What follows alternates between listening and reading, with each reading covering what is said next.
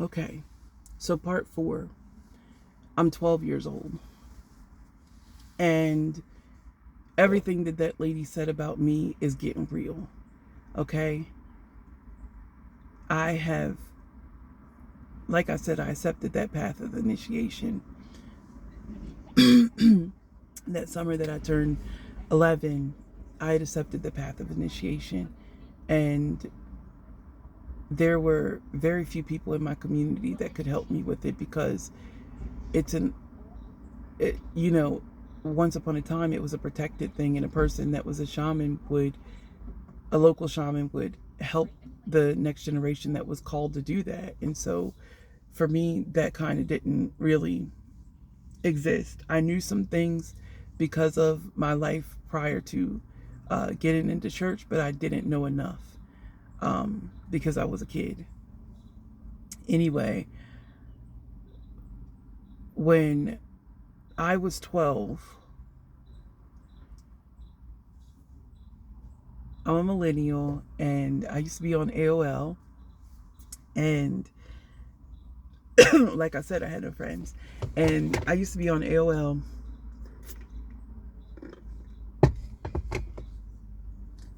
and I got a lemon seed in my mouth.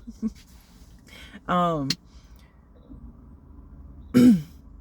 I used to get in those chat groups, and I specifically remember being in a Christian chat room that somebody like named it a Christian witch chat room, and I didn't really understand what it meant, but I was there to evangelize. Like, I was there to tell these people that, this isn't the thing. Like, this isn't a thing. Y'all shouldn't be doing this. You can't mix the two of them together. Um, I want to preface all of that by saying that I was not inexperienced at evangelizing. Um, Part of what that blind lady had said to my mom came from her knowing that my mom punished me a lot. And when I got punished a lot, I was made to study the Bible. So there was quite a bit that I knew at a very young age that other kids did not. Um, and so I'm in this group, like, trying to tell these people. And the more I observe the chat, the more I observe people talking about their experiences, the more I realize that I was a Christian witch. And by that, specifically, what I observed is people talking about this quote unquote astral projection. I observed these people talking about the fact that they were out of their bodies and doing things and seeing things. And in my mind, as a 12-year-old, I'm like, well, that can't be evil because I do that all the time. I've always done that. Like, I don't remember not doing it. So wait, are we all evil? Are we all like, wait, how does this work? You know what I mean? Like, I started to get real confused, and I didn't understand that, Christianity is just the concept of you having to accept Christ as your savior. It doesn't take away anything else, any other things in your life, if that makes sense. And so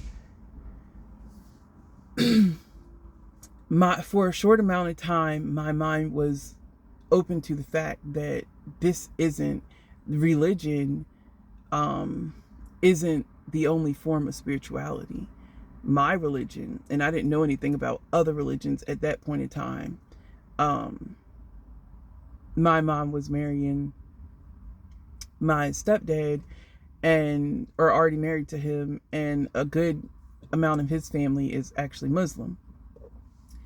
Um, and so I had a respect, and I was aware that other religions existed at that age, but I didn't um, understand that spirituality has almost little to nothing to do with actual religion, like as a doctrine, as like a code of life. Spirituality in itself has no bounds because, well, what I understand now is that God is endless. He's magnificent, um, so much bigger than this little box that people try to put it in.